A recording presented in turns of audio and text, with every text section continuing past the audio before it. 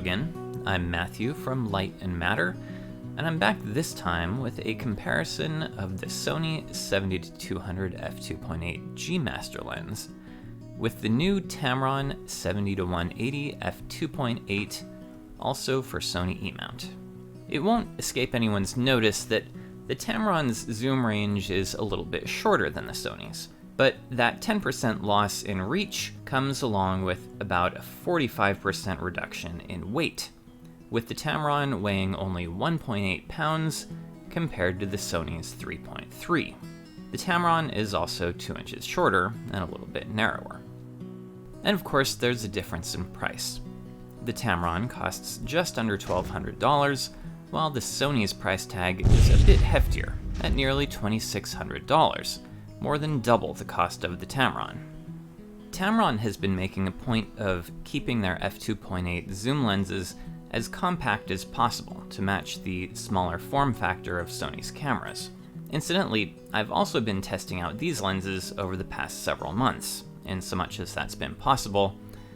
This is a good time to subscribe if you'd like to see them. But before we get into anything else, let's take a look at how big a difference there is between a 200mm lens and a 180mm lens. Focusing on my model who was, 15 or 20 feet away from me, I shot these two images from the same position with both lenses, and you can see the difference. She looks noticeably closer with the Sony, but not dramatically. If I had taken 2 steps forward, they'd have matched up pretty well. If I focus on something far away, like the skyline here, you can see how much of the scene that the Sony is able to crop out. We lose most of the lower observation deck on the Space Needle, and buildings on both sides of the frame. I'll zoom in on the top of the Space Needle to give you a better idea of the difference in magnification. Here's the Sony. Here's the Tamron. Sony, Tamron. And taking a few steps closer isn't going to make any difference at this distance. So there's a noticeable difference between 180 and 200mm, as we all suspected. But whether that difference is going to be important will depend on what you're using the lens for and your personal preference. We'll come back to these portraits later. Anyway, with the world as it is right now, this video is going to be a little different than some of my others. I couldn't shoot sports to test autofocus, with all of the sports leagues and parks closed for months, but I did get some news one day that there was going to be a protest downtown after the death of George Floyd, and I headed down to finally take some photos. When I got there, I wandered around in the rain for a while and took a few photos that were, frankly, pretty boring. In the rain and the cold, my mask kept fogging up my glasses. Then I noticed that people were starting to run away, and I finally got the chance to test the autofocus on the Tamron, and it worked nicely, tracking reliably even in the rain and dim light. A few moments later, despite trying to stay out of the way, I got tear-gassed. When my eyes recovered, I decided to call it a day and I headed home. But of course, I still had testing to do, but I wanted to stay away from the crowds, so a couple of weeks later, I took a look at a map and hopped in my car and drove out to the Palouse in eastern Washington.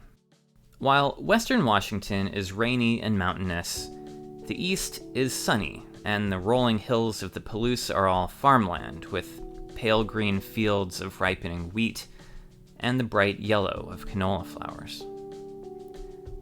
In the vast open landscape like this, a telephoto lens is great for picking out smaller areas of the scene for tighter compositions. Again, the Tamron lens made things easy. It was nice and light to move around with, and the images turned out wonderfully sharp. I drove around and shot pictures until sunset, and then I headed home again. I've owned this Sony lens for about a year and a half, so I've had a lot more time to shoot with it. I've traveled around the United States and around the world, photographing people and events and wildlife and landscapes. The image quality has always been great in real-world use, despite the fact that and I guess this is a spoiler alert, the resolution isn't always the greatest.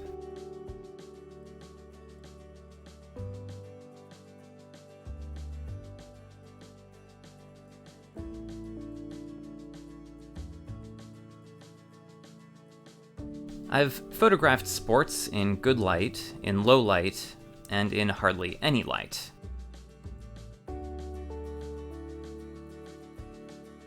Concerts, political events, and of course, normal family vacation pictures. The Sony lens has never let me down. Focus has been fast and accurate, and it gets the job done. Now, before moving on to look at the image quality of these lenses in greater detail, it's worth stopping to think about some of the intangibles involved. When you carry around a big white lens like the Sony 70-200, people notice you. Of course, some photographers just like the attention, but the fact of the matter is that if you look like a professional, people are more likely to treat you like a professional photographer. And it can help you get access to places you might have more trouble with otherwise. On the other hand, standing out in a crowd can be a big problem sometimes. In some places, like Marrakesh in Morocco, people really don't like being photographed. And if you whip out a big white lens, you're likely to run into trouble. I had the opposite problem in some parts of India. People really wanted me to take their pictures, especially kids. They'd see my camera as I walked around their neighborhoods and stop me and ask me to take their pictures. These kids followed me for about 15 minutes before they finally had enough. Sometimes it pays to be a little more discreet, and the Tamron is smaller and less flashy. So whether you want the look of a pro or you want to be more discreet, choose your lens accordingly. And that brings us to resolution and sharpness. Here I'm using my standard testing procedure, and I'm going to try to keep this quick, because with the exception of f2.8, the difference between these lenses is pretty minor.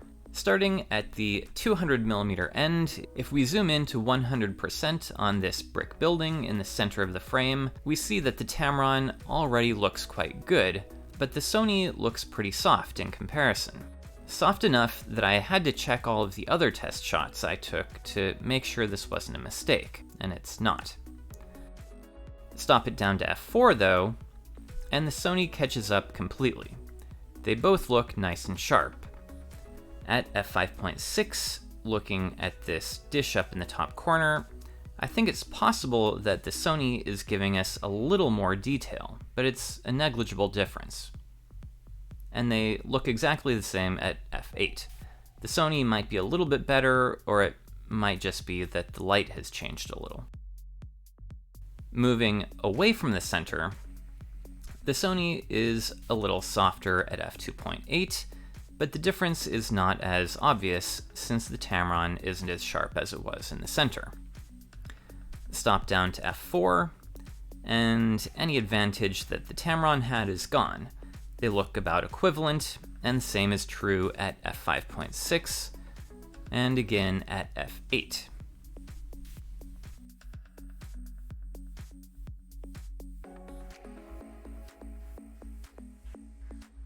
Finally, out at the edge of the frame, I'd say that the Sony is finally just as sharp as the Tamron at f2.8. In fact, looking at the stones up here on the top of this brick building, the Sony might be a bit sharper. The text in this parking lot is about identical though. At f4, they're both maybe a bit sharper, but there's not a big difference. Stopping down to f5.6, they are both sharper, but the Sony is now visibly sharper than the Tamron, and you can easily see the cables on these parking garage railings. The Tamron is resolving them too, but they're not as sharp, and up at the top of the frame, the same thing is true. The Sony is sharper here. At f8, they're very similar, but the Sony may have a little more contrast. The difference is modest, though. Now let's take a look at the 70mm end of the zoom. Again, at f2.8, the Sony is noticeably softer in the center of the frame. stopping down to f4, the Sony doesn't quite catch up, but the difference is pretty minor. And the same thing is true at f5.6.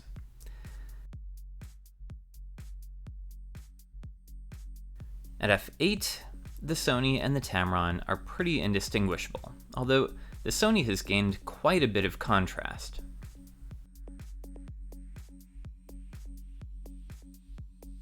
Moving away from the center of the frame, looking at all of this broadcasting equipment on the top of the Columbia Tower, at f2.8, the Tamron is just a bit sharper.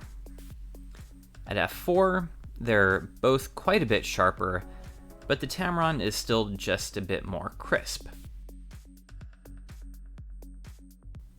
I don't see any real improvement on either side at f5.6, but at f8, I'd say that the Sony has really caught up with the Tamron, and they're identical for all practical purposes.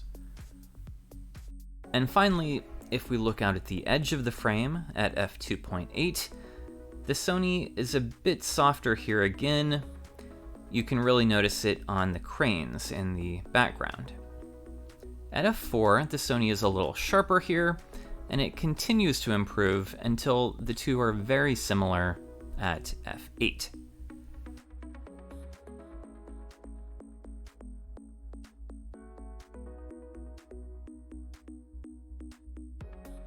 So to sum up, at 180mm, the Tamron is significantly sharper in the center of the frame, at f2.8 and slightly at f4, with a more modest advantage away from the center of the frame. Beyond f4, the Sony matches the Tamron or is slightly sharper, although the difference is pretty minor. So at the 70mm end, the Tamron resolves quite a bit more detail than the Sony at f2.8, but they're very similar beyond that, with the Sony being identical for all practical purposes at f8 and beyond. I said that we'd come back to those portrait shots from earlier, and that was to look at the differences in bokeh. Just glancing at the backgrounds in these shots, you can see that the background on the Sony side is noticeably smoother, but there are two factors at play when it comes to bokeh. First, the fact that longer telephotos are always going to have less depth of field, all other things being equal. And of course, there's the potential differences that are actually due to lens design. Since both of these images are drastically scaled down to fit into this video frame, let me just scale up the Tamron to match the Sony's angle of view, so that we're comparing apples to apples. With that done, the backgrounds look much more similar. And part of the difference that we're seeing here is as a result of the fact that the sun came out from behind a cloud on the Tamron side. So let's set these aside and take a look at a couple of images that have more similar lighting. These two have front lighting instead of back lighting, of course, and here, when they're scaled to approximate the same focal length, they're pretty similar. But again, insofar as there's a difference, the Sony's background is noticeably softer and smoother. Bokeh is always a matter of personal preference, but I think that most people would prefer the Sony a little bit when they want to separate the subject from the background with depth of field.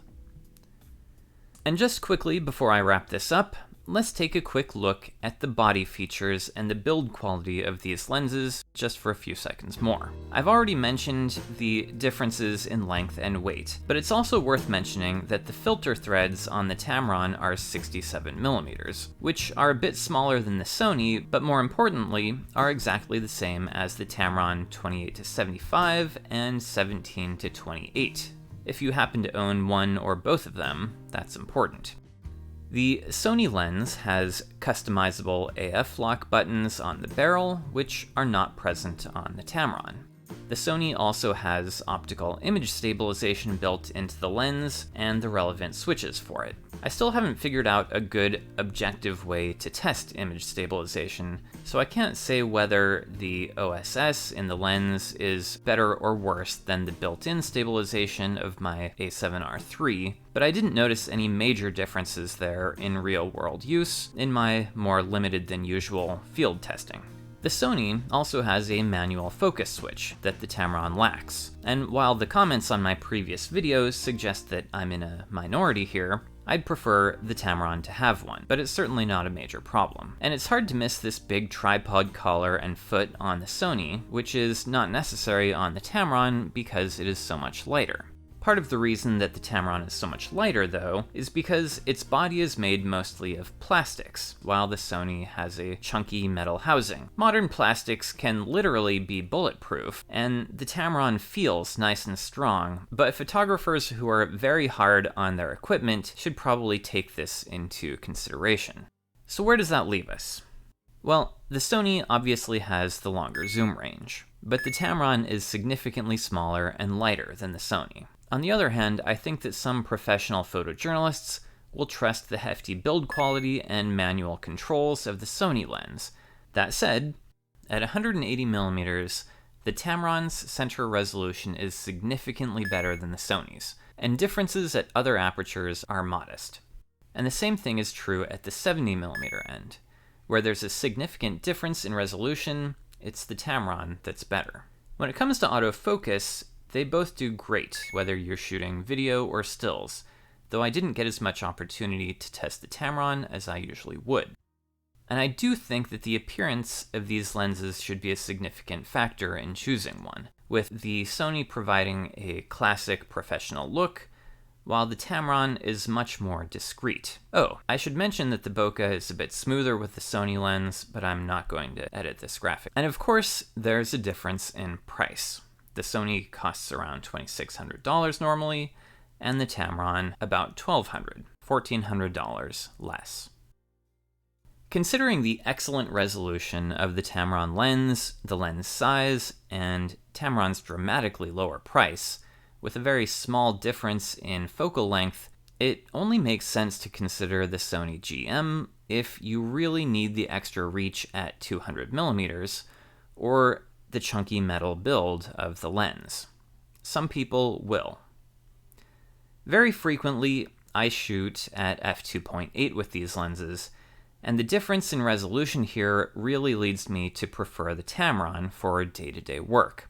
Although, to be honest, I've never had reason to complain about the Sony's performance in real-world use over the past couple of years. I do seriously prefer the weight of the Tamron when I'm traveling. And that's it. My next videos will be comparing the Tamron 17-28 and the Sigma 14-24, and the Tamron 28-75 and the Sigma 24-70 Art Series lens. This is a good time to subscribe to my channel if you have any interest in those lenses, and either way, a thumbs up on this video can really help out a smaller channel like mine. So thanks to those of you who have liked this video. Stay safe out there, everyone.